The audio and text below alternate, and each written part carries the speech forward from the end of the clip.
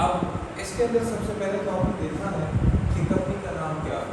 तो कंपनी का नाम मैंने ऑलरेडी हाईलाइट किया है, तो मैंने दूसरे सेक्शन को करवाया है, वो है एरियल व्यूज। ठीक है, कंपनी ने ऑपरेशन कब शुरू की?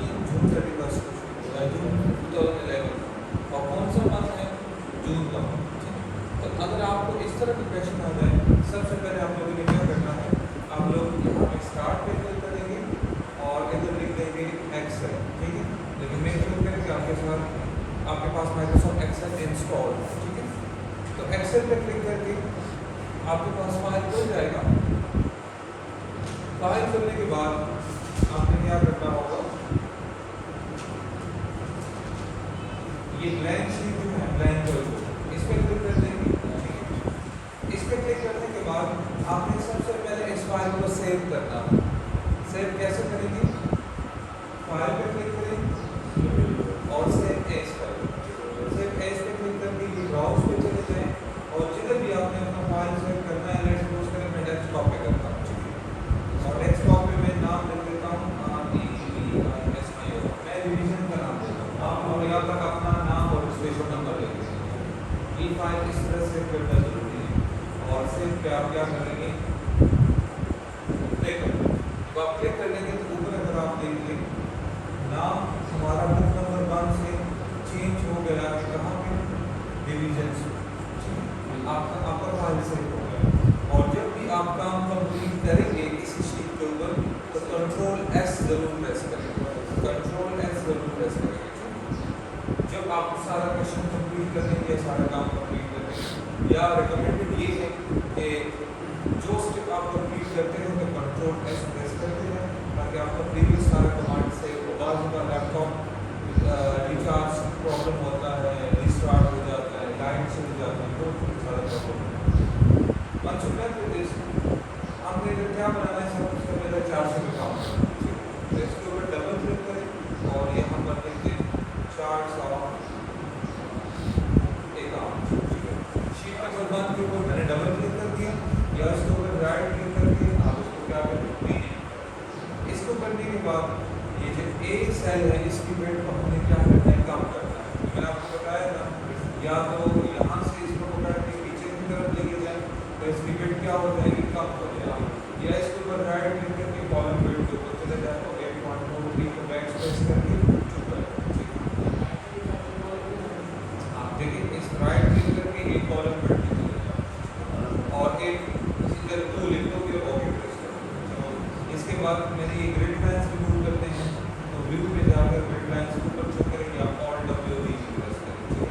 अब जब ग्रिड लाइंस रिमूव हो गए, इसके बाद हमने यहाँ पर कंपनी का नाम लिखना है। कंपनी का नाम हमारे पास क्या, एक बहुत बड़ा देखते हैं aerial view, that is aerial. तो यहाँ से सिर्फ मैं कॉपी कर दूँ,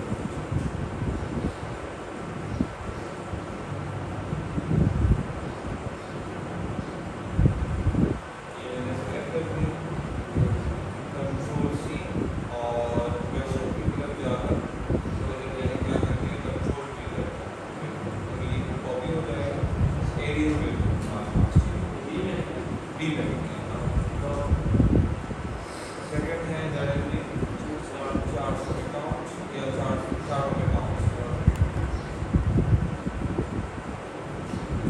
और नीचे आप लिख देंगे कौन सा महीना है, 41 ऑफ जून 2011। इसकी बेसिक फॉर्मेटिंग करें, तीनों को सेलेक्ट करें, होम पे चले जाएं, टाइम भी नॉर्मल करें, फॉन्ट साइज को 11 रखना है, अभी अपने मर्जी जाएगा। इस टेक्स्ट को बोल्ड कर लें। ठीक है, और इसके नीचे क्या करना है, इधर आपने बॉर्डर यहाँ पर बॉर्डर को प्लेस करें, कंट्रोल 1 प्रेस करें, कंट्रोल 1 प्रेस करने के बाद बॉर्डर पे क्लिक कर लेंगे।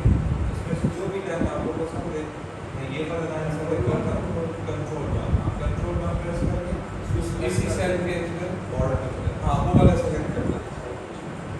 इसमें से जो भी कलर आपको पसंद है वो कलर इंसर्ट करें यहाँ से, और इस रेक्टेंगल बॉक्स के अंदर आकर इधर आप क्लिक करें। ठीक है, और ओके प्रेस करें। जब आप ओके प्रेस करेंगे, ये देखिए आपके पास बॉर्डर लाइन इंसर्ट हो गया। ये अंडरलाइन नहीं है, कंट्रोल यू से नहीं करना, ये बॉर्डर लाइन। इसके बाद ये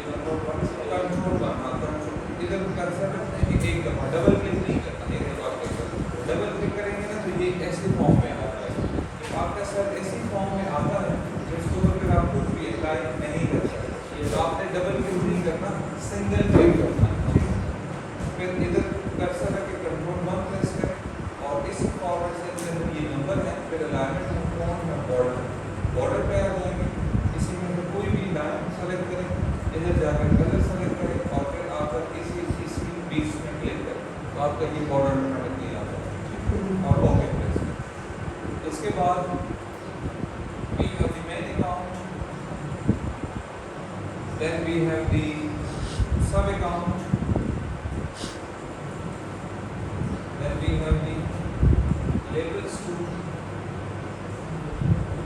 financial statements,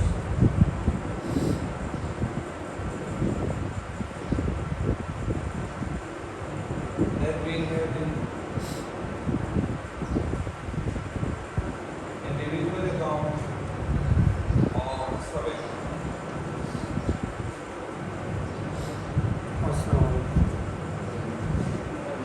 अब देखिए इसके अंदर इसको डबल क्लिक करें ताकि ये सारी क्या होता है एडजस्ट हो जाए, कर्सर रखते जाए डबल क्लिक करते जाए ये ऑटोमेटिकली क्या हो जाएगा एडजस्ट हो जाएगा, ठीक है।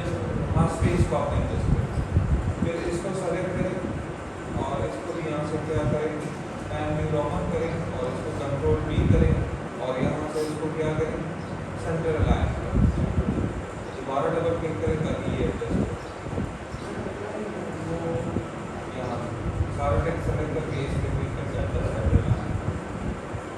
मेन अकाउंट के अंदर एसेट्स,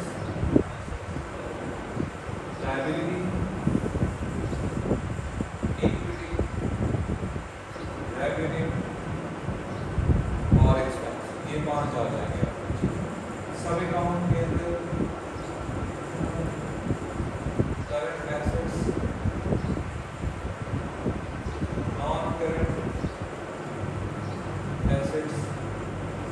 फिर करंट लायबिलिटीज और फिर नॉन करंट लायबिलिटीज। इसके बाद इक्विटी, रेवेन्यू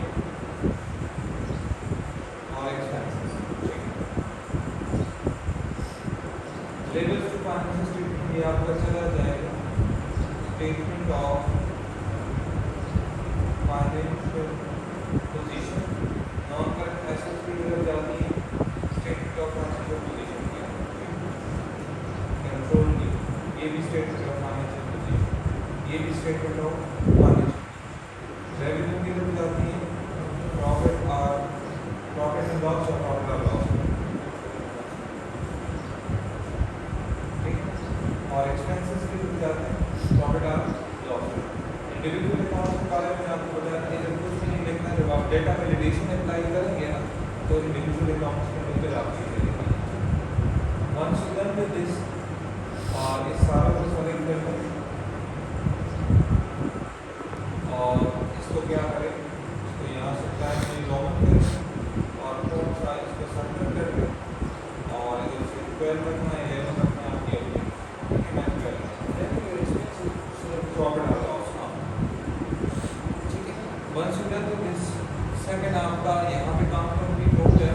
इंडिविजुअल अकाउंट और सब अकाउंट आपका डेटा वैलिडेशन के बाद आ रहा है, ठीक है। इधर आप इस प्लस के साइन कर लेते हैं, न्यू शीट आपके पास आ जाएगा और अब हम क्या बना रहे हैं जनरल जर्नल, ठीक है। अगेन प्रोसेस में इसकी कॉलम बिल्ड को क्या करें 2 ए वाला और फिर और ट्रांसफर कर लें, ठीक है। 400 अकाउंट के अंदर जाकर ये वाली वैल्यू यहाँ से क्या करेंगे कंट्रोल C कर लें और इधर जाकर इसको क्या करें B पेस्ट करके कंट्रोल B करें। 400 अकाउंट को चेंज करें, ये क्या बन जाएगा जनरल बन जाएगा, कंट्रोल B जनरल बन जाएगा। इधर मैंने क्या लिखना है, डेट लिखना है, अकाउंट टाइटल लिखना है, इधर लिखना है डेबिट फिर लिखना है क्रेडिट और फिर लिखना है नरेशन या एक्सप्लेनेशन या डिस्क्रिप्शन। यहाँ पे स्टूडेंट मेजरली मिस्टेक करते हैं और वो मिस्टेक क्या है कि वो इस टेक्स्ट को टेबल के अंदर इंसर्ट नहीं करते या टेबल के अंदर इसको डिस्क्लोज नहीं करते। अगर आप मैनुअली चीज़ें लिखेंगे, इस बात याद रखें, अगर आप जो अभी मैं कमांड अप्लाई कर रहा हूँ, अगर आपने वो अप्लाई नहीं किया, आपने मैनुअली इसके अंदर डेबिट क्रेडिट शेड्यूल कर दिया, तो जो लेजर अकाउंट के अंदर जो आप पाइवट टेबल बनाएंगे उसके अंदर कोई वैल्यू नहीं आएगी, वैल्यू 0 आती है।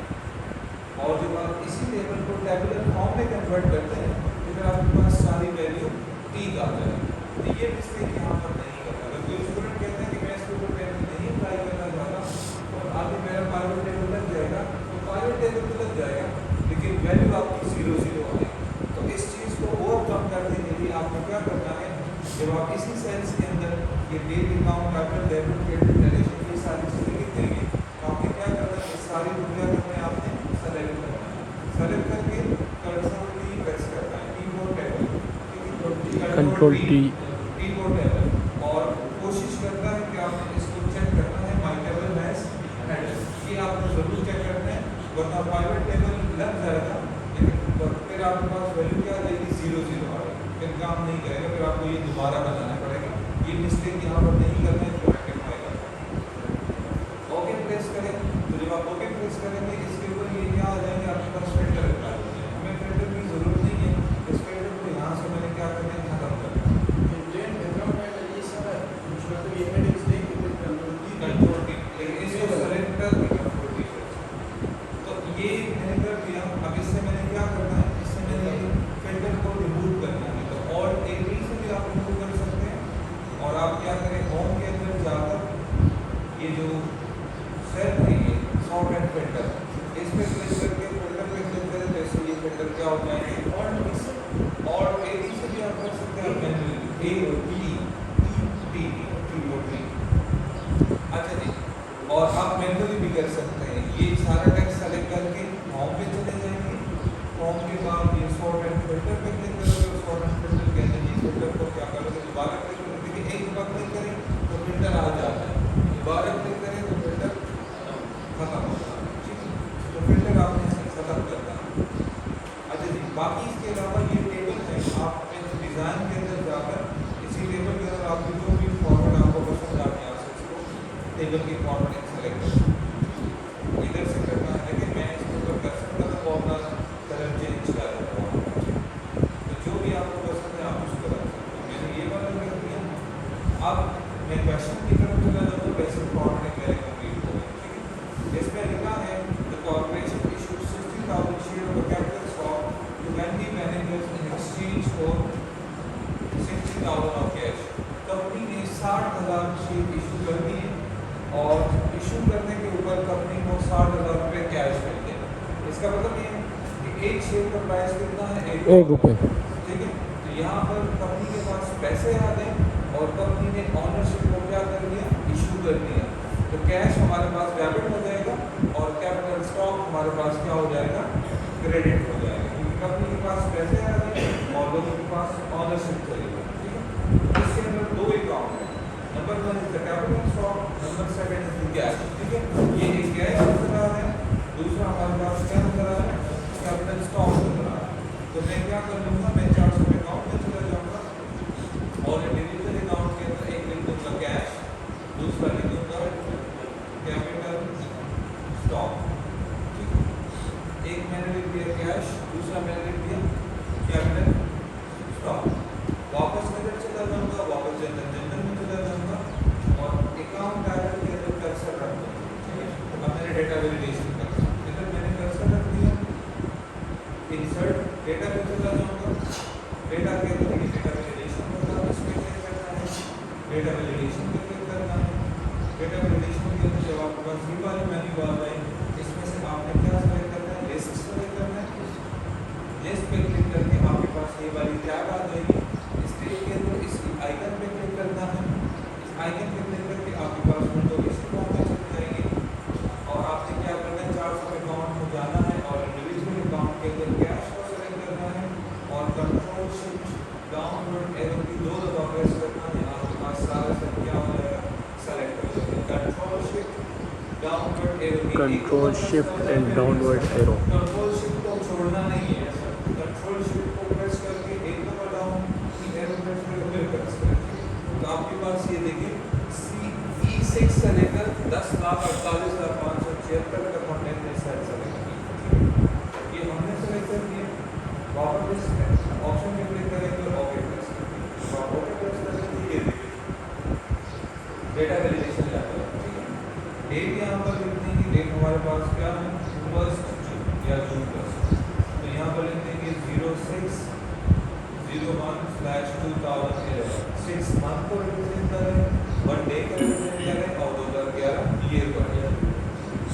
एक दफा इसको क्रॉस चेक भी कर ले, कैसे चेक करेंगे, डेट के ऊपर कर्सर रखिए, कंट्रोल 1 प्रेस करें, कंट्रोल 1 के बाद नंबर पे चले जाएं और कस्टम के अंदर चले जाएं। ये क्या एम मंथ डी एज और ये किस चीज का रिप्रेजेंट कर रहा है, ये एक दफा क्रॉस चेक करना चाहिए। कंट्रोल 1 प्रेस करके कंट्रोल 1 कस्टम के अंदर जाना है, ठीक है।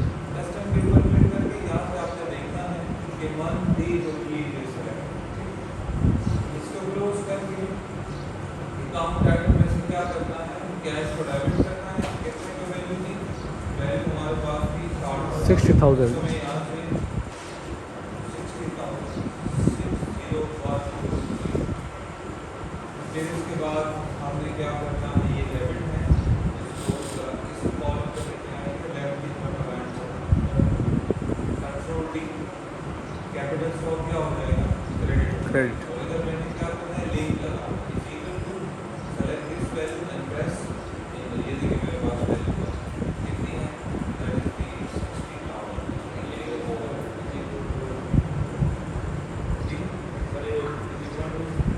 हाँ, ये लिंक लगाना है इज इक्वल टू, ये वाली वैल्यू दोबारा तो लिखनी नहीं है, लिंक लगाने ताकि दोनों इक्वल आ जाए। इज इक्वल टू या equal to this value and press enter, और ये वैल्यू यहाँ से क्या कर देंगे, बैक स्पेस कर देंगे। ये किसका ये मतलब क्रेडिट में इक्वल टू साइन लगाना है। हाँ, और डेबिट कॉलम के अंदर जो वैल्यू है उसको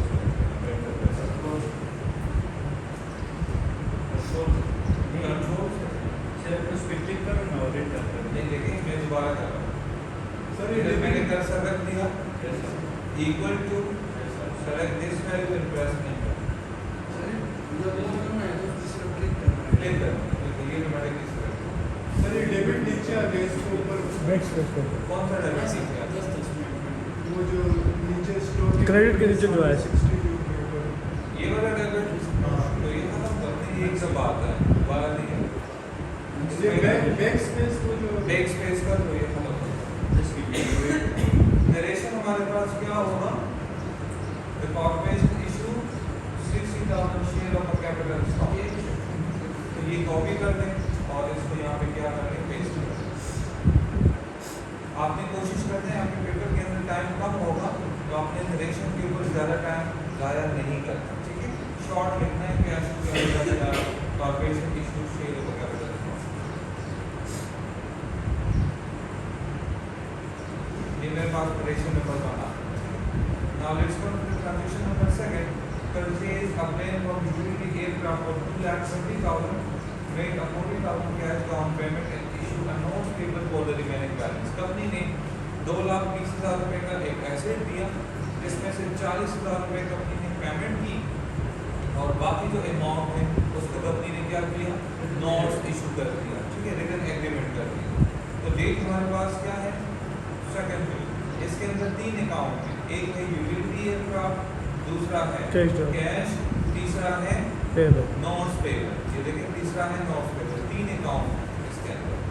तो यूटिलिटी एयरक्राफ्ट हमारे पास न्यू अकाउंट है, नोट पेबल हमारे पास न्यू अकाउंट है और कैश हमारे पास एग्जिस्टिंग अकाउंट है।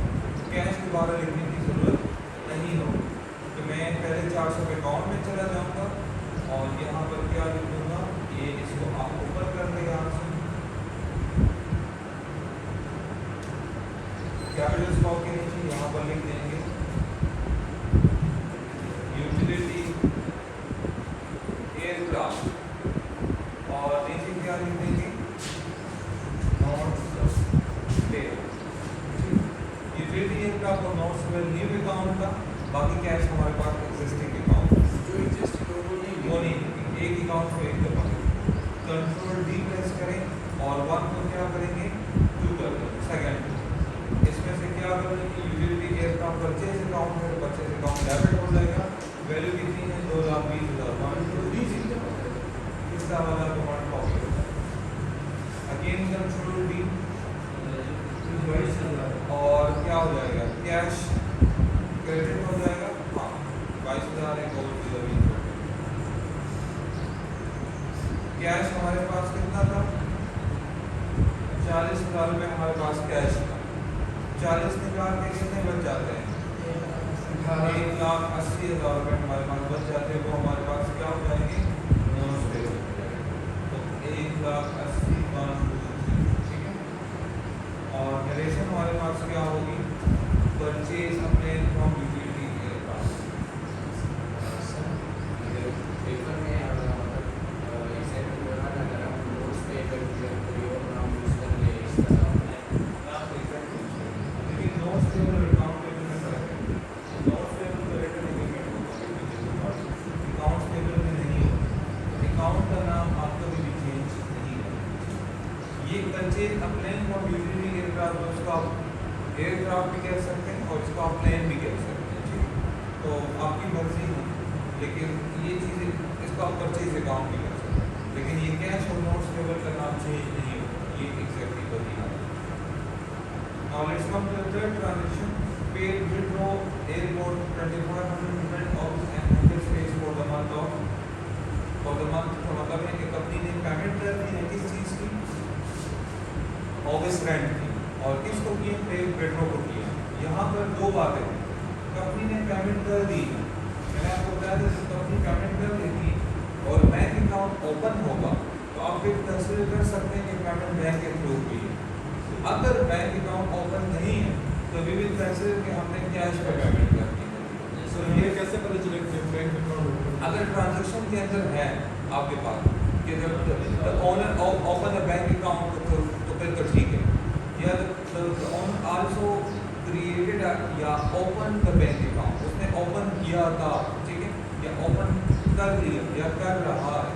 अगर इस तरह का कुछ नरेशन है तो फिर आप कुछ ट्रांजेक्शन बैंक से करेंगे, लेकिन बैंक से आप तब करेंगे जब बैंक के अंदर पैसे हो, कैश हो, आपके पास अकाउंट के अंदर बैलेंस हो, तब आप डेबिट क्रेडिट कर सकते हैं। अगर नहीं है तो डेफिनेटली फिर आप कैश के थ्रू सारा। तो यहाँ पर डेट हमारे पास क्या है, जून 4 है।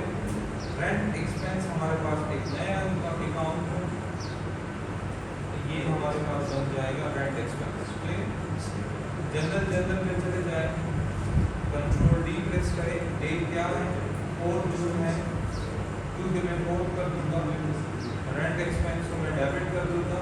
वैल्यू कितनी है, 25, 2500, हाँ 2500। कंट्रोल डी प्रेस करें और यहाँ से क्या कर लेंगे, कैश को क्रेडिट कर लेंगे। नरेशन का इंतजार नहीं करते, इसको मैं कंट्रोल सी करता हूँ, कंट्रोल वी। आप भी जो आपके पास पेपर के अंदर नरेशन होगा वो आप टाइप कर सकते हैं।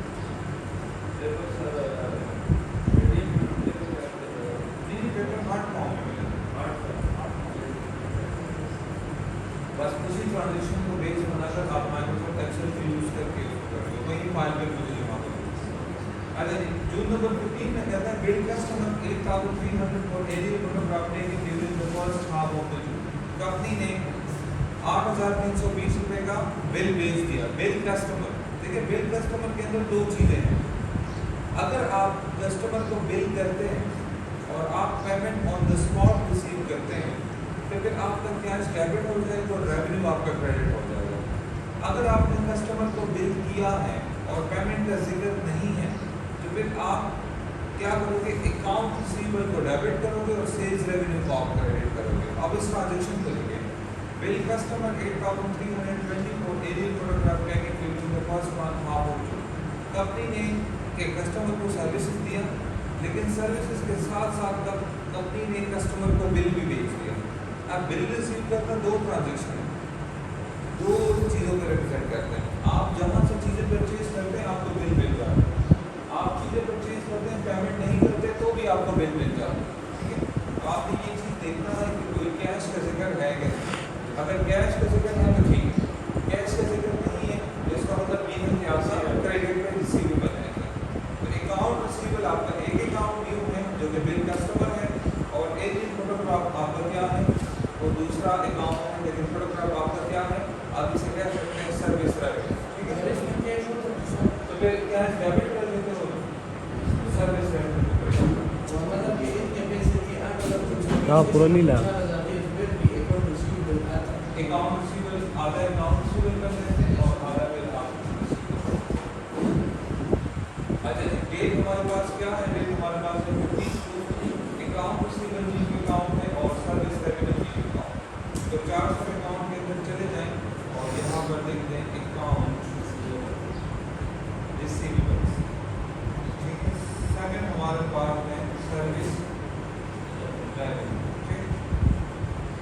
इधर जनरल में आप कंट्रोल डी प्रेस करें, डेट को क्या करें 15 कर लें, इसमें से अकाउंट रिसीवेबल को डेबिट कर लेंगे। वैल्यू हमारे पास कितनी है 8320। कंट्रोल डी करें और सर्विस रेवेन्यू को क्या करें डेबिट करें और बिल कस्टमर को डेबिट करें। तो मैं कंट्रोल सी कर रहा हूँ, कंट्रोल वी कर रहा हूँ, हमारे पास टाइम। सेकंड हमारे पास है June 15 5,018 salary earn by employ during the first half of the month. Company ने सैलरी पेड कर दी तो अगेन बैंक का जिक्र नहीं है तो हम कैश को कंसीडर कर लेंगे, ठीक है। तो डेट हमारे पास क्या है 15 जून हो जाएगा।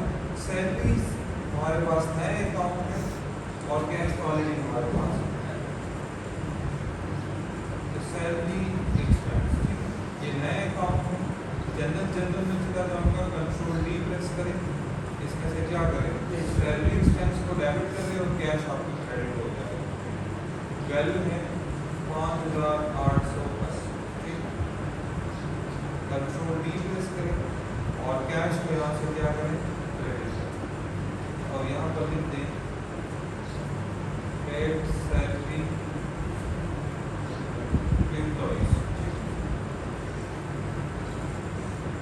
नेक्स्ट हमारे पास है transaction number June 18 paid Harrigan hangers 1890 for maintenance and repair services on the company plan.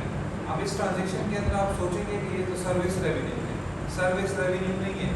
Company ने हैरिगन हैंगर्स को 1890 रुपये पे कर दी है, किस चीज़ के लिए मेंटेनेंस एंड रिपेयर के लिए। मेंटेनेंस एंड रिपेयर का मतलब ये है कि कंपनी ने जो एसेट लिया था प्लेन का उनके लिए कुछ मेंटेनेंस की रिक्वायरमेंट थी, जिसके लिए कंपनी ने किसी और कंपनी से सर्विसेज ली है। सर्विसेज देना और सर्विसेज लेने के अंदर फर्क है। सर्विसेज देना आपकी रेवेन्यू को इंक्रीज कर रहा है, सर्विसेज लेना आपकी एक्सपेंसेस को इंक्रीज कर रहा है, ठीक है। तो कंपनी ने सर्विसेज लिया है किससे हैरिगन हैंगर्स से। कंपनी का नाम क्या है, कंपनी का नाम एरियन व्यू है। तो मेंटेनेंस एंड रिपेयर को ये हमेशा एक्सपेंस होता है। जिस तरह आप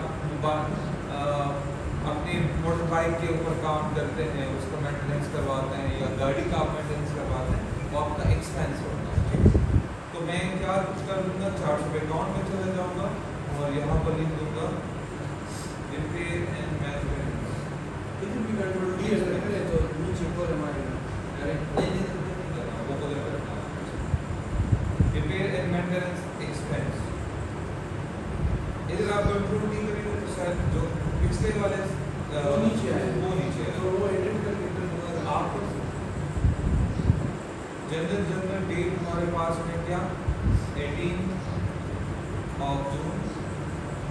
इसमें से आप क्या करें रिपेयर एंड मेंटेनेंस एक्सपेंस को सेलेक्ट करें।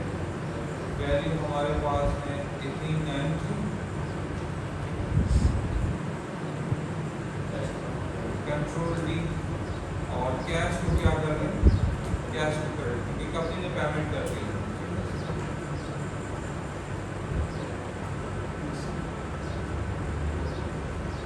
इसको कंट्रोल सी करें और इधर क्या करें कंट्रोल वी। सर ये मतलब दूसरी लाइन नहीं लाइन के ये यहाँ पे दूसरी लाइन में आ गया तो आपने कॉलम भी बड़ा कर दिया।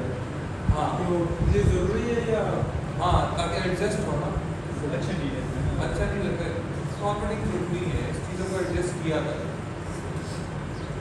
अच्छा जी, नेक्स्ट हमारे पास है transaction number head of 25, collected 4910 of the amount bill to customer on June 15। आपने जो बिल भेजा था कस्टमर को, इसमें से 4910 रुपये आपने क्या कर दिए, रिसीव कर दिए। तो रिसीव करना कैश डेबिट हो जाएगा और अकाउंट रिसीवेबल आपका क्रेडिट हो जाएगा। तो कैश भी एग्जिस्टिंग अकाउंट है और अकाउंट रिसीवेबल भी एग्जिस्टिंग अकाउंट है। डेट हमारे पास क्या है, जून 25। तो कंट्रोल डी, 18 को मैं क्या कर लूँगा, 25 कर लूँगा। कैश को मैं डेबिट कर लूँगा, कितनी वैल्यू है, 4910।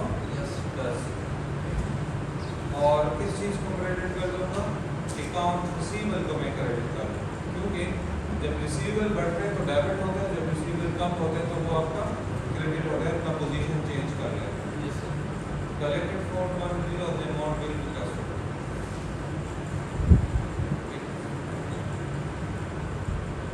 अच्छा जी, नेक्स्ट हमारे पास है बिल कस्टमर 164940 और aerial paragraph taken during the second half of June. Again customer को बिल भेज दिया 16,450 का, लेकिन फिर भी हम देखिए ट्रांजेक्शन के अंदर कैश का कोई जिक्र नहीं है। तो अकाउंट रिसीवेबल डेबिट होगा और सर्विस रेवेन्यू आपका क्रेडिट होगा। डेट क्या है, जून 13। दोनों यूनिक एग्जिस्टिंग अकाउंट है, तो हमें दोबारा 400 अकाउंट के अंदर जाने की जरूरत नहीं है। तो अकाउंट रिसीवेबल को डेबिट करें, कितने का, 16,000। जी जी पहले वाले हाँ, पहले किया था ना, अकाउंट रिसीवेबल हमने किया था। देखिए जब कस्टमर का नाम है तो फिर अलग अलग अकाउंट रिसीवेबल बनेगा, और अगर सिर्फ कस्टमर्स हो तो फिर एक अकाउंट रिसीवेबल आगे बनेगा। इधर कंट्रोल डी, और इसमें से आप क्या कर लेंगे, सर्विस रेवेन्यू को करेंगे, उसका नाम। अगर दो कस्टमर है अलग अलग तो दोनों की अलग अलग गाड़ी होगी। अगर एक जेनेरिक कस्टमर है तो फिर दोबारा बनाने की जरूरत नहीं है। सर ये नहीं है सर, जी, नरेशन रखा लो अलग। बिल कस्टमर ये बस कॉपी पेस्ट कर रहा हूँ। आप भी जो आपके पास पेपर के ऊपर ट्रांजेक्शन होगा ना, उसको इस तरह शॉर्टकट लेके और टाइम बचाएं, क्योंकि दोबारा सारा करने की जरूरत नहीं है। अच्छा जी, नेक्स्ट हमारे पास है paid 6,000 in salary earn by employ during the second half of month. तो सैलरी भी हमारे पास है, और अगेन बैंक अकाउंट नहीं है तो हम कंसीडर क्या कर लेंगे, कैश को कंसीडर करेंगे। डेट हमारे पास जून 30 है, तो सैलरी एक्सपेंस को मैं क्या कर लूँगा, डेबिट कर दूँगा। वैल्यू कितनी है, 6,000। और इधर क्या कर लूँगा, कंट्रोल डी, और कैश को क्या कर दूँगा, क्रेडिट कर। इसको कंट्रोल सी करके अंदर कंट्रोल डी करें। Paid salary to employ. आप लोगों को इस तरह स्मार्टनेस दिखानी है, ठीक है, हर चीज़ दोबारा लिखने की जरूरत नहीं है। अगर एक एग्जिस्टिंग अकाउंट है तो पुराना वाला रिलेशन कॉपी पेस्ट कर दीजिए। अच्छा जी, आगे हमारे पास क्या है, बस वो भी only left with two transaction. Receive 2510 bill from PG Petroleum for aircraft fuel purchase in June and the entire amount is due by July 10. Company ने एक बिल रिसीव कर दिया 2510 का, किससे रिसीव कर दिया, PG पेट्रोलियम से रिसीव कर दिया, और कंपनी ने क्या किया है, परचेज किया। अब आप सोचेंगे कि कंपनी ने बिल रिसीव किया है, इसका मतलब है कंपनी ने कस्टमर से पैसे रिसीव किए, नहीं। ट्रांजेक्शन को पूरा पढ़ना है, उसमें क्या लिखा है कि कंपनी ने बिल रिसीव कर दिया, किससे रिसीव कर दिया, पीजी पेट्रोलियम से। किस चीज़ के लिए, एयरक्राफ्ट के लिए। क्या लिया है, फ्यूल परचेज किया है।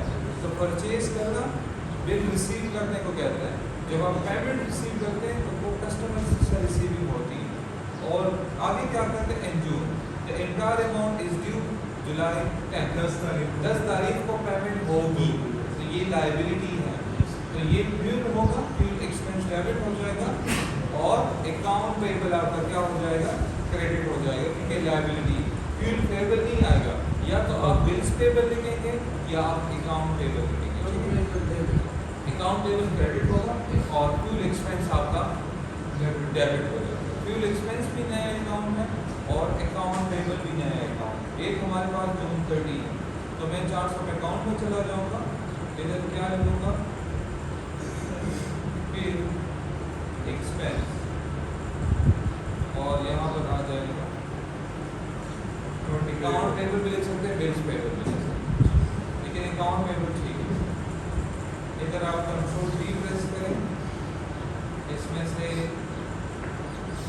फ्यूल एक्सपेंस को डेबिट करें, वैल्यू कितनी है 2510, कंट्रोल डी प्रेस करें, इधर आप क्या करें, अकाउंट पेबल को क्रेडिट करें और नरेशन यहाँ से क्या करें, नरेशन यहाँ से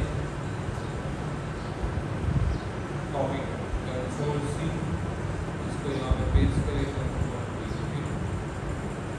लास्ट ट्रांजेक्शन है declare 2000 dividends payable on June 15। Company ने डिविडेंड्स को डिक्लेयर कर दिया। डिविडेंड्स तो जानते हैं ना, जो शेयर होल्डर को दिए जाते हैं स्टॉक्स के ऊपर। इंटरेस्ट बॉन्ड होल्डर को दिए जाते हैं, जो फिक्स इनकम होते हैं, जिसमें आप बैंक में पैसे रखते हैं आपको इंटरेस्ट मिलता है।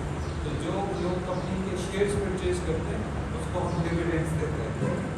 और ये कंपनी ने डिक्लेयर कर दी, लेकिन कंपनी कब पे करेगी, जुलाई 15 को पे करेगी, तो डिविडेंड्स टू डिविडेंड्स पेबल आ जाएगा। तो मैं न्यू अकाउंट है तो 400 अकाउंट में चले जाएं, इधर लिख दें डिविडेंड्स और नीचे आ जाएगा dividends payable. Remember one thing, जिस चीज़ से लायबिलिटी बन रही है पेबल भी वही होगा। अगर आपको सैलरी पे करना होगा तो salaries expense to salaries payable होगा। अगर आप वेजेस पे करोगे तो वेजेस टू वेजेस पेबल होगा। हर चीज़ अकाउंट पेबल नहीं होगी, ठीक है। तो जिस चीज़ से चीज़ बन रही है, लायबिलिटी ऑब्लिगेशन राइज हो रही है, आपने उसी चीज़ की पेबल भी लिखनी है, ठीक है। तो मैं जनरल में जाकर कंट्रोल डी प्रेस करें और इसमें से डिविडेंड्स को डेबिट करें, वैल्यू कितनी है 2000, तो कंप्यूटर से कंट्रोल डी और डिविडेंड्स पेबल को क्या करें, डिविडेंड्स पेबल को क्रेडिट करें और यहाँ पर आकर इस रिलेशन को कॉपी करें, ठीक। यहाँ तक क्लियर है। Once you done with this, simple ऊपर चले जाए, डेबिट को ये सारा कॉलम जो है, इन सारे कॉलम को आप सेलेक्ट करेंगे, कंट्रोल 1 प्रेस करेंगे, कंट्रोल 1 के बाद क्या करेंगे, कंट्रोल 1 जाएंगे, डेसिमल प्लेसेस को क्या कर लेंगे, 0 कर लेंगे और यूज थाउजेंड सेपरेटर्स करेंगे।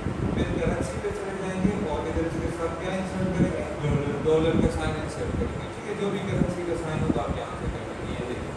तो हमारे साथ रेटेड के अंदर भी पहुँच गए और आपके हर ट्रांजेक्शन के साथ डॉलर का साइन ई और एफ सेल को सेलेक्ट करेंगे, कंट्रोल 1 प्रेस करें, नंबर के अंदर जाकर डेसिमल प्लेस पे यहाँ पर आपके पास 2 होगा या 3 होगा, इसको इस विंडो से 0 करना है और यूज थाउजेंड सेपरेटर्स करें। फिर करेंसी में जाना है और यहाँ पर जो भी करेंसी का साइन होगा वो आप देंगे और ओके प्रेस करें। अच्छा जी, once you done with this, now we are able to prepare the ledger accounts, ठीक है। तो आपने इसी टेबल के अंदर क्लिक करना है, बाहर क्लिक नहीं करना। अगर आप बाहर क्लिक करेंगे तो फिर आपका पाइवट टेबल नहीं लगेगा। आपने इसी टेबल के अंदर किसी भी सेल के ऊपर क्लिक करना है और once you click on this, simply क्या करना है, इंसर्ट पे जाना है, इंसर्ट में जाकर पाइवट टेबल पे क्लिक करना है। जब आप पाइवट टेबल पे क्लिक कर देंगे तो वो उसने ऑटोमेटिकली टेबल उठाया, आपने जो है टेबल डाली थी, ओके नहीं करना। आपने क्या करना है, टेबल नंबर 1 को आपने क्या करना है, बैकस्पेस करना है और ऊपर जाना है। ऊपर जाके आपने डेट को सेलेक्ट करना है, अकाउंट टाइटल को सेलेक्ट करना है, डेबिट को सेलेक्ट करना है और क्रेडिट को सेलेक्ट, नरेशन सेलेक्ट नहीं करना और आखिर तक जाना है जहाँ तक आपने क्या किया, जहाँ तक आपने पूरी ट्रांजेक्शन की, ठीक है। अब देखिए इसमें टेबल नंबर 1 के अंदर डेट से लेकर क्रेडिट सेलेक्ट किया, पहले भी टेबल नंबर 1 था लेकिन उसमें मुझे नरेशन भी उठाया है।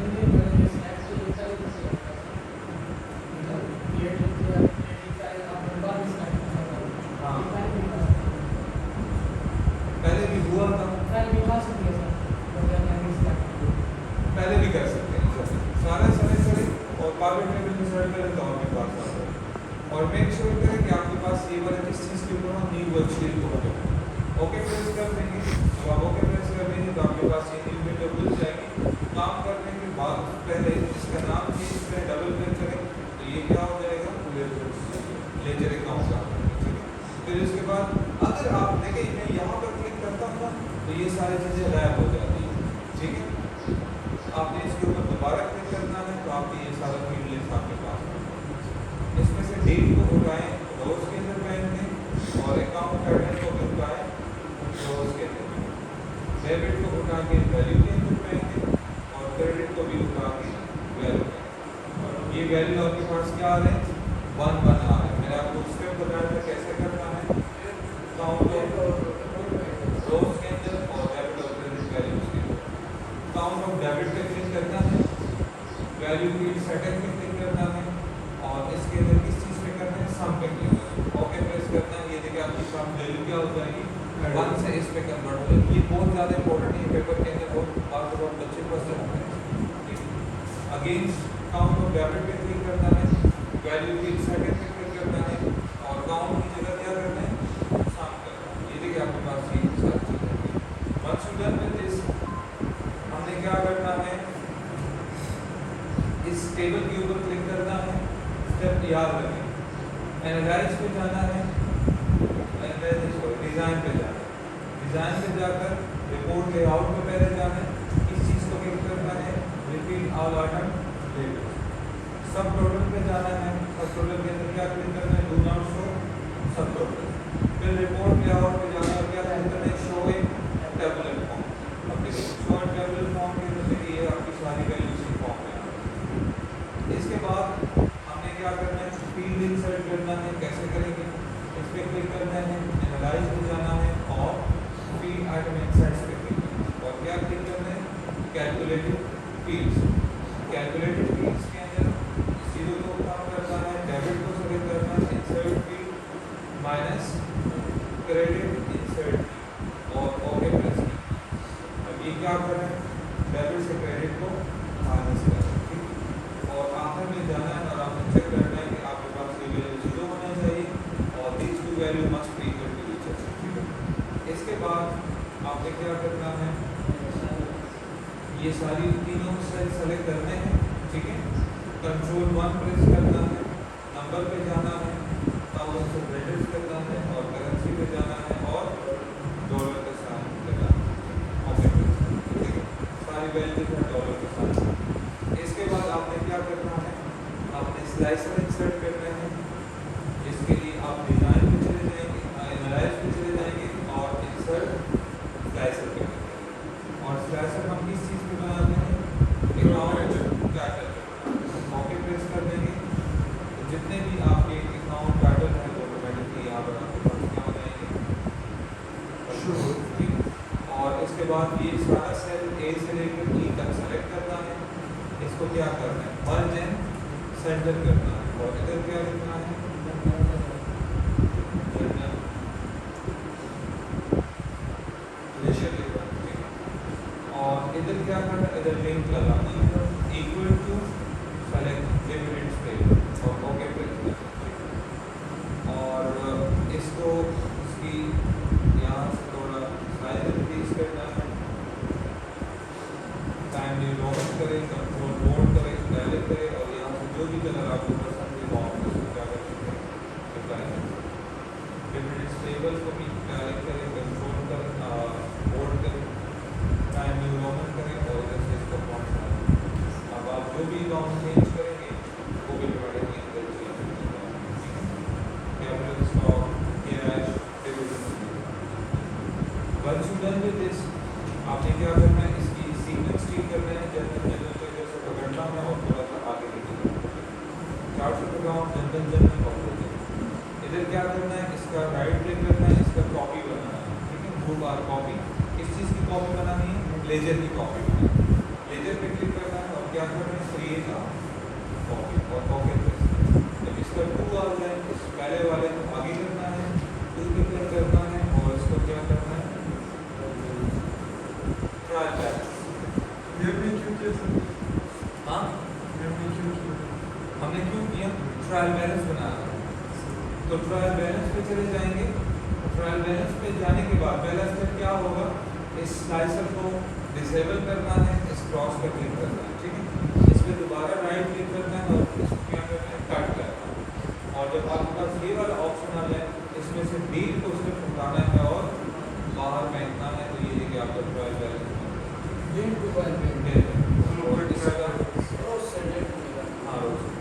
और यहाँ पर लिखना है for the month of June 2011। ये वाला सर खाली है, इसको डिलीट करें यहाँ से और ये सारा सेलेक्ट करें और क्या करें? बन जाए।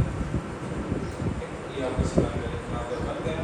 और काम करते वक्त काम खत्म करने के बाद Ctrl+S जरूर प्रेस करना, Ctrl+S जरूर प्रेस करना, सेव करना है। और अगर आप कहेंगे कि मैंने सारा काम कर दिया, तो दोबारा शीट खोल लेंगे तो वो आपका ब्लैंक हो। तो Ctrl+S जरूर प्रेस करना। क्या करते हो? यहाँ पे प्रॉफिट और loss statement. Once you done with this, आगे हमारा क्या काम है? प्रॉफिट और लॉस स्टेटमेंट। प्रॉफिट और लॉस स्टेटमेंट के अंदर 400 अकाउंट में जाना है, इंडिविजुअल अकाउंट को क्लासिफाई करना। यहाँ पर गलती नहीं करनी, गलती ये नहीं करनी, यहाँ पर दोबारा करंट एसेट्स लिखने की जरूरत नहीं है। आपने यहाँ से कट कॉपी पेस्ट करना, ठीक है, वरना फिर बिलो का फॉर्मूला नहीं लगेगा। तो कैश हमारे पास क्या होता है? करंट एसेट्स होता है। इसको मैं क्या कर दूँगा? पेस्ट कर दूँगा, ठीक है। कैपिटल स्टॉक हमारे पास क्या होता है? इक्विटी होता है। इक्विटी को Ctrl+C करें और आगे क्या करें? Ctrl+V करें। यूटिलिटी एयरक्राफ्ट हमारे पास क्या है? Non current assets. इसको Ctrl+C करें, उधर क्या करें? Ctrl+V करें, ठीक है। Ctrl+C Ctrl+V करना, दोबारा लिखना नहीं है। यहाँ पर स्टूडेंट मिस्टेक करते हैं, वो सॉल्व हो जाता है। फिर इसके बाद नॉन स्टेबल हमारे पास क्या है? वैसे ये तो नॉन करंट लायबिलिटी होती है अगर ये लॉन्ग टर्म है, वरना फिर आप इसको शॉर्ट में कंसीडर कर सकते हैं, लेकिन नॉन स्टेबल हमेशा नॉन करंट लायबिलिटी होती है या लॉन्ग टर्म। शॉर्ट में भी हो सकते हैं, नहीं होती हर लॉन्ग टर्म। तो इसको मैं नॉन करंट लायबिलिटी कर सकता हूँ। रेंट एक्सपेंस क्या हो जाएंगे? एक्सपेंसेस हो जाएंगे। अकाउंट रिसीवेबल आपका क्या होता है? करंट एसेट्स होता है। सेल्स रेवेन्यू आपके पास क्या होगा? रेवेन्यू होगा। सैलरी एक्सपेंस आपके पास क्या होगा? एक्सपेंस होगा। मेंटेनेंस एक्सपेंस क्या है? एक्सपेंस। फ्यूल एक्सपेंस क्या है? एक्सपेंस। अकाउंट पेबल क्या होते हैं? वो आपकी करंट लायबिलिटी होती है। डिविडेंड्स आपके क्या होते हैं? और डिविडेंड्स टेबल भी आपकी करंट, और दोबारा Ctrl+S प्रेस करना है, ठीक है। ट्रायल बैलेंस के अंदर जाना है, यहाँ पर लिखना है क्या? सब अकाउंट, और फिर क्या करना है?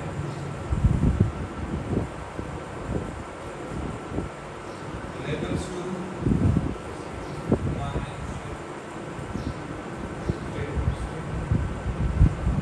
सब अकाउंट्स के अंदर is equal to V lookup, select account payable, comma, go to the charts of account, select these two accounts, go to formula bar, comma, E और F के बीच में कर्सर रखेंगे, सेल को क्या कर लेंगे? लॉक कर लेंगे। कितने सेल सेलेक्ट किए? 2। तो मैं किधर ढूंढना चाहता हूँ? दूसरे में, तो दूसरे करूँगा, comma 0 and close the bracket plus. Value आ गई हमारे पास। कर्सर इधर रखना है और नीचे तक ड्रैग करना है, जहाँ तक फ्लेक्स होगा वहाँ तक ड्रैग करनी है, टोटल तक ड्रैग नहीं करना। इधर मैंने क्या करना है? लेबल करनी है, is equal to V lookup.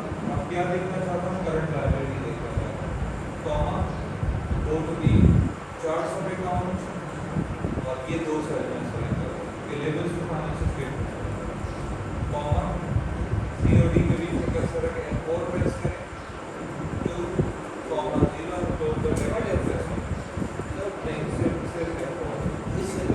Log cell log, किसी का F4 से होगा, किसी का फंक्शन F4 से होगा, ठीक।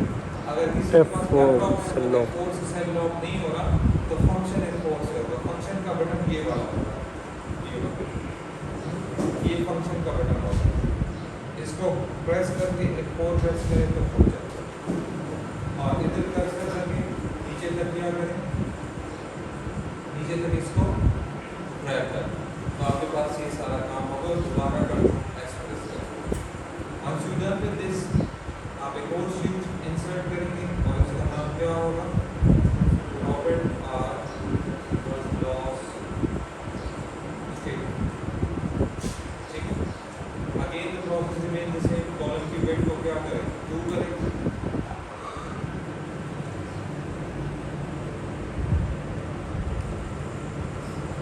और WBG, ठीक है,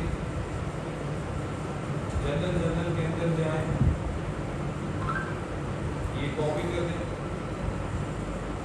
प्रॉफिट और लॉस स्टेटमेंट, और इधर क्या करें, कंट्रोल बी कर, जनरल को चेंज करके क्या कर देंगे, प्रॉफिट और लॉस स्टेटमेंट। ठीक है, for the month of June 2011 सबसे टॉप पे क्या आएगा, रेवेन्यू या सेल का है।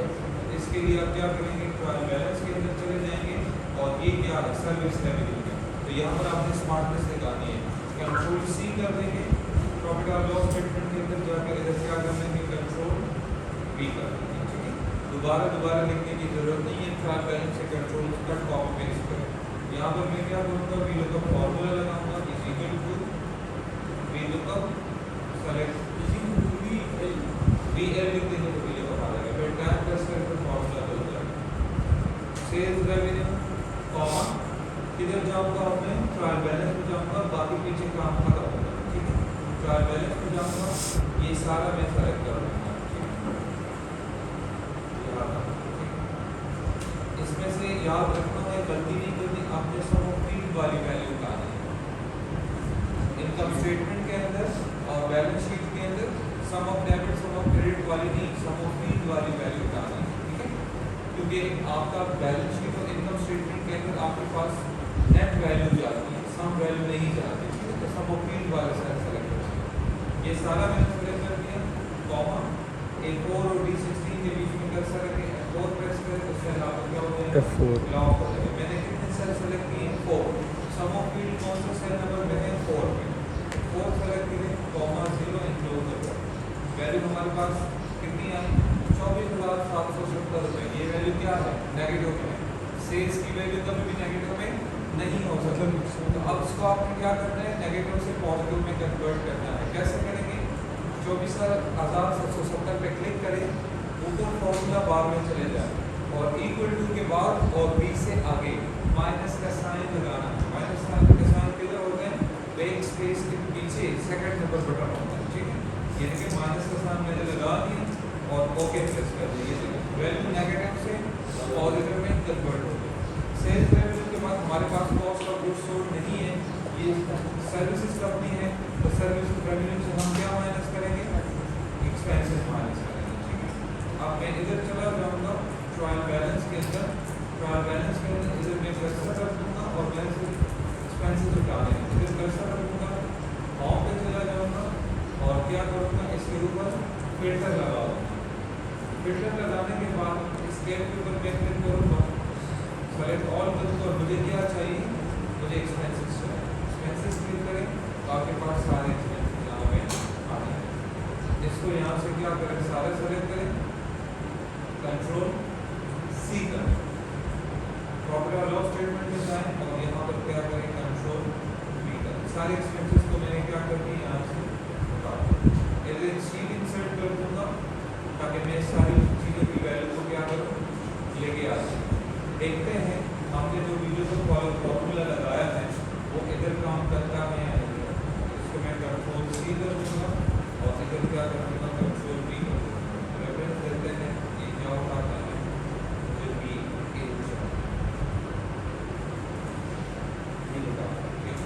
दोबारा लगाना पड़ेगा, V lookup select dividends comma go to trial balance, ये सारी वैल्यू सेलेक्ट करें।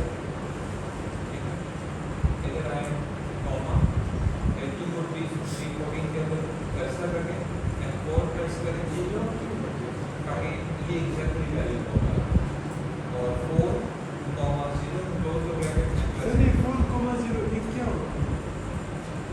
हाँ, ये 4,0 बता रहा हूँ, ये क्या है? और देखो है, और इस चीज़ के लिए लिखते हैं, लेट्स सपोज करें आप दो चारों बैठे हैं, ठीक है, ये कॉलम नंबर 1 के अंदर है, वो कॉलम नंबर 2 है, तो कॉलम नंबर 3 के अंदर है, वो कॉलम नंबर 4 के अंदर। आपको क्या नाम है? बस आवाज़। वीडियो का फॉर्मूला मैं ये लगाना चाहता हूँ कि मैं देखना चाहता हूँ कि आवाज़ किधर बैठा है, ठीक। अब मैं इसको बताऊँगा कि मेरे लिए ढूंढ दो वीडियो को, मैं देखना चाहता हूँ इसको आवाज़ बैठा किधर है? 34 नंबर कॉलम में बैठा है। तो मुझे बताओ क्या आवाज़ वाकई 30 नंबर कॉलम में बैठा है या नहीं बैठा? तो ये कॉमा और जो है ये इस वजह से जिस कॉलम के अंदर आप बंदे को ढूंढेंगे आप हवाला उसमें दो। अब लेट्स सपोज करें आप कॉलम नंबर 3 के अंदर बैठे हैं और मैं ऐसे कहता हूँ कि आवाज़ कॉलम नंबर 1 के अंदर बैठा है, ये कहता है कि नहीं, गलत होता है। हमें पहले से पता होना चाहिए कि आप ढूंढ क्या रहे हैं। तो ये मतलब हर वो हिस्से में वीडियो को फोर लगाए नहीं, जितना सेल आप सेलेक्ट करते हैं, अगर आपने 10 सेल कॉलम सेलेक्ट कर दिए और 10 में से आप तीसरे में से देखना चाहते हैं तो आप तीसरा लिखोगे। अगर 10 में से आप छठे में ढूंढना चाहते हैं तो आप 6 लिखोगे। ये हर चीज़ मतलब नहीं है कि आपने 10 कॉलम सेलेक्ट कर दिए तो आप 10 लिखोगे।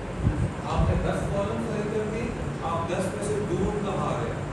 इस तरह मैंने एग्जाम्पल दिया, ये 4 कॉलम मैंने सेलेक्ट कर दिया, आवाज़ तीसरे में बैठा है, तो 4 तो मैं सेलेक्ट करूँगा लेकिन फिर हवाला 3 करूँ क्योंकि आवाज़ तीसरे में बैठा है। यहाँ पर इसको मैंने क्या करना है, एसयूएम करना है, bracket open, select these all value, मैंने क्या करना है, एक्सपेंसेस को ऐड करना है। वैल्यू हमारे पास कितनी आ गई? 20,000 एंटर पे होगा is equal to SUM bracket open, select these all values, close the bracket, enter press करें। हम रेवेन्यू से एक्सपेंसेस को क्या करते हैं? माइनस करते हैं। तो ये वैल्यू पॉजिटिव में है, इसको हमने नेगेटिव में कन्वर्ट करना है। तो answer is very much simple, इस वैल्यू के ऊपर क्लिक करें और इसी फॉर्मूला बार में जाए, इक्वल टू के बाद और एस से पहले माइनस का साइन लगाए, एंटर प्रेस करें तो वैल्यू नेगेटिव से पॉजिटिव और पॉजिटिव से नेगेटिव, ठीक है। माइनस लगाए तो एक ये अपना पोजीशन चेंज कर दें। इसके बाद क्या आ जाएगा? Profit before interest and taxes, जिसको पीबीआईडी या ईबीआईडी कहते हैं, profit before interest and taxes. ये किस चीज़ का इक्वल होता है? Revenue minus expenses is equal to SUM. लेकिन सम की इस फॉर्मूले के अंदर ब्यूटी ये है कि ये तो आपकी प्लसेस को भी प्लस करते हैं, माइनस को भी ऐड कर लेते हैं, एक साथ कर देते हैं, कॉम्बिनेट कर लेते हैं। और अगर आपके पास वैल्यू पॉजिटिव और नेगेटिव में है तो ये करता क्या है, प्लस को प्लस के साथ ऐड कर रहा होता है और माइनस को प्लस से माइनस कर रहा होता है। इस तरह माइनस को ऐड कर रहा होता है, इस तरह प्लसेस को ऐड कर रहा होता है। और जब आप दोनों को कॉम्बिनेटिव में लेते हैं तो कंबाइंड ये माइनस से प्लस को कर लेते हैं। आप लोग स्टैटिस्टिक्स पढ़ रहे हैं, उसमें ये चीज़ें होती हैं आपकी कि जहाँ पर फ्रीक्वेंसी पॉजिटिव होती है तो जहाँ पर नेगेटिव हो जाती है तो इफेक्ट क्या कर लेते हैं, कैंसिल कर लेते हैं। तो एसयूएम सेलेक्ट दिस वैल्यू, तो आप देखिए ये करता क्या है, select this value, close this value and press enter. ये देखिए इसने पॉजिटिव से क्या कर दिया, नेगेटिव को माइनस कर दिया। हमारे पास वैल्यू कितनी आ गई? 3,990, ठीक है। अब बस हमारा प्रॉफिट और लॉस स्टेटमेंट बन गया। इसको हमने क्या करना है, टाइम भी रोमन करना है, साइज को मैंने क्या कर दिया, 12 कर दिया। ये दोनों टेक्स्ट सेलेक्ट कर दें, कॉमा से एडिट कर ले, कंट्रोल 1 प्रेस करें, नंबर में चले जाएं, डेसिमल प्लेसेस 0 है तो क्या करूँगा, यूज डॉलर और करेंसी के साइन क्या होगा, डॉलर का होगा और ओके प्रेस करें। ये देखिए हमारे पास वैल्यू आ गई। अब इसमें ये वाली मेन हेडिंग है तो इसको कंट्रोल बी करें और ये भी मेन हेडिंग है तो कंट्रोल बी करें। अब ये वाली वैल्यू जो है मॉडल, ये वाली वैल्यू जो है ये ऐसे अच्छी रिप्रेजेंटेशन में नहीं, तो इसको मैंने अच्छी रिप्रेजेंटेशन में लेके आना है। कैसे करूँगा, ये नेगेटिव वाली वैल्यू सेलेक्ट करें, कंट्रोल 1 प्रेस करें, कंट्रोल 1 प्रेस करने के बाद ये देखिए नेगेटिव आपकी अपनी मर्जी है, ब्रैकेट के अंदर लेके आना है, ब्लैक कलर करना है या रेड कलर करना है। तो मैं रेड कलर कर दूँगा और ओके प्रेस कर दूँगी। ये देखिए वैल्यू मेरे पास इसकी है और प्रॉफिट बिफोर टैक्सेशन की वैल्यू को के ऊपर क्लिक करूँगा, कंट्रोल 1 प्रेस करूँगा, कंट्रोल 1 ऑर्डर में चले जाऊँगा। ये डबल लाइन वाला मैंने सेलेक्ट कर दिया, यहाँ से कोई भी कलर आप सेलेक्ट करें और इधर सेलेक्ट करें और इधर सेलेक्ट करें, टॉप और बॉटम वाला, ठीक है, और ओके प्रेस करें। ओके, आपके पास वैल्यू ये आपको प्रॉपर डालो स्टेटमेंट और कंट्रोल एस करें आगे वैल्यू जो है जैसे कि एडमिटर की ये मैं कर दिया।